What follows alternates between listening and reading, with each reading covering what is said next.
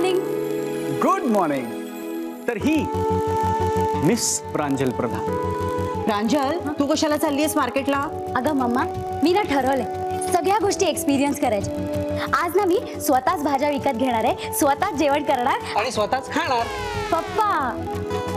अगं पण कशाला हे सगळं? आपल्याकडे एवढे नोकर आहेत. मम्मा प्लीज जाऊ देत ना मला मार्केटला. जाऊ दे ना बिना.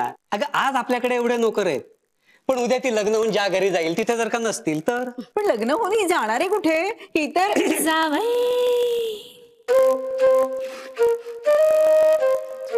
अहो, तुम्हाला उशीर नाही का होते?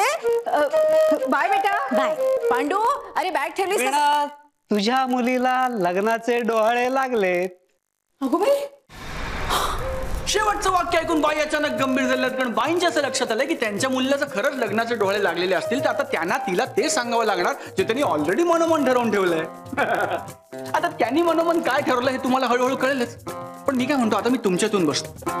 कारण आता काय होणार? राया आणि प्रांजल भेटणार, ते एकमेकांच्या प्रेमात पडणार, त्या दोघांचं लग्न होणार. अहो पण मग माप कोण ओलांडणार, राया की प्रांजल? या सगळ्याची उत्सुकता जितकी तुम्हाला आहे ना तितकी मलाही लागून राहिली. त्यामुळे चला, कारण आता काय आहे, कुठल्याही क्षणी राया आणि प्रांजलची पहिली भेट होणार आहे. अर्धा किलो टोमॅटो दे रे.